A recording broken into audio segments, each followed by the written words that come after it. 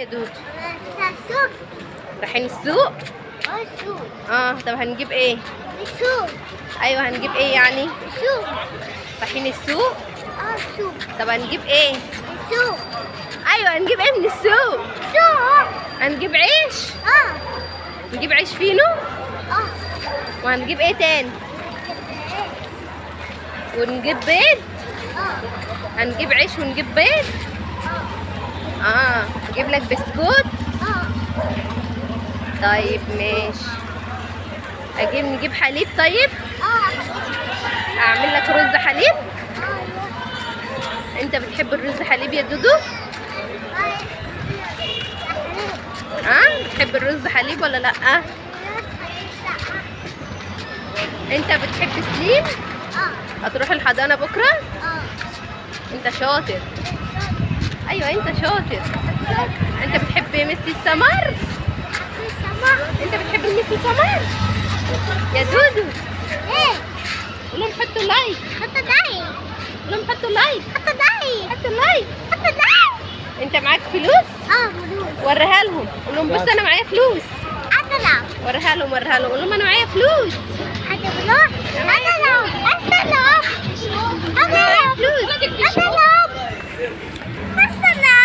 عايز تلعب؟ عايز تلعب فين؟ عايز تلعب مع ميدو؟ طيب بص احنا هنجيب الاول العيش الفينو ونجيب بيض. ماشي ونجيب بيض. نجيب بسكوتة. ماشي وبعدين نروح نلعب مع ميدو. طب استنى مش تمشي مع ماما؟ شاطر. نجيب بسكوت. يلا خد. بس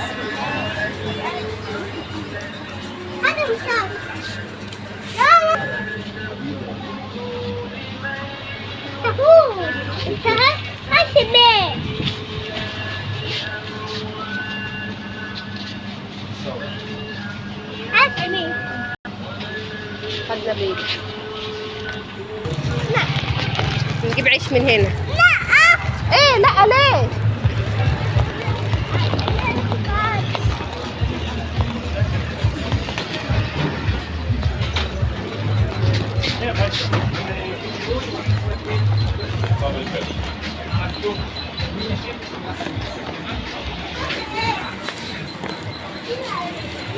عايزه فينو؟ هو ده بكام؟ بس نقهولي مستوي بقى عشان ما بحبش الابيض. بس كده؟ تسلم. عروستي عامله ايه؟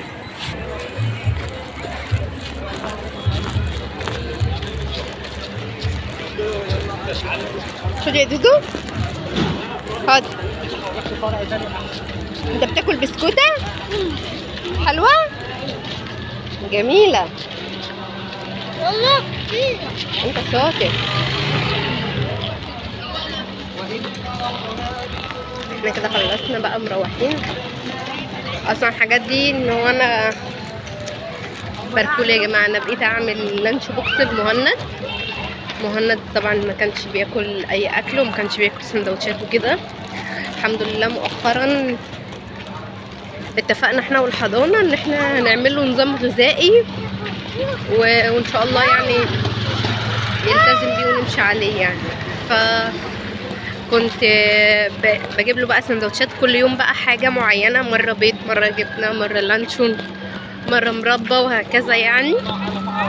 وان شاء الله هيلتزم ويبقى في حاجات بيحبها بقى اكلها وفي حاجات مرضيش ياكلها يعني. في حاجات كلها وفي حاجات لا، بس عامه في كل الاحوال حلو يعني، حاجه كويسه.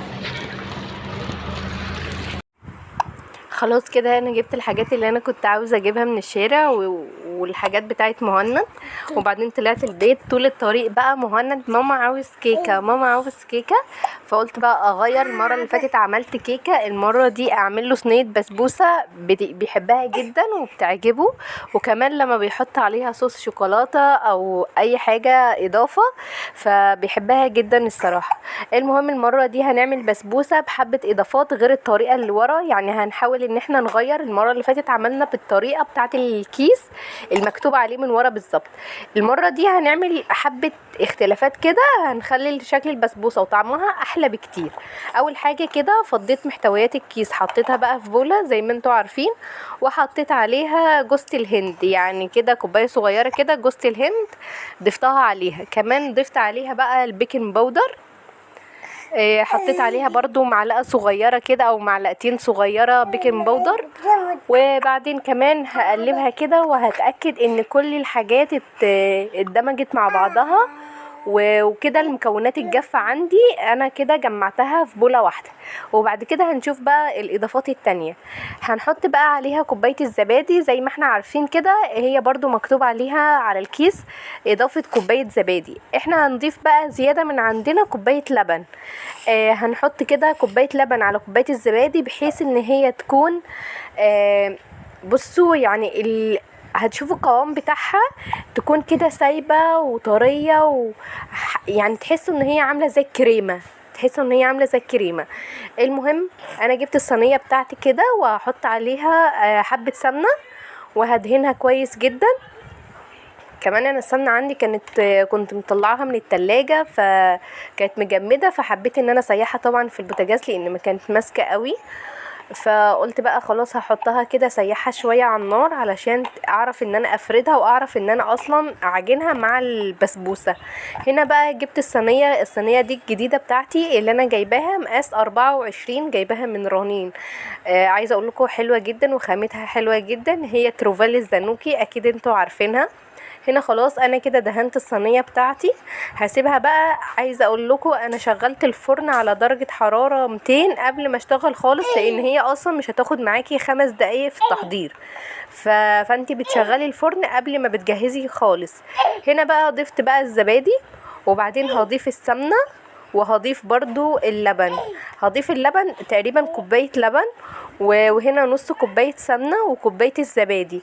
لو انت عايزه تحطي لها زبادي بلدي تمام، عايزه تحطي لها زبادي بالعلبه برضو تمام، بس عايزه اقول لكم الزبادي البلدي بتكون احلى، يعني بتديها كده حاجه زي دسمه، او اللي هي تبقى فيها ريحه السمنه البلدي. بصوا بتبقى احلى عامه، بس تقدري تستخدمي اي واحده فيهم عادي، ما توقفيش نفسك على اي حاجه.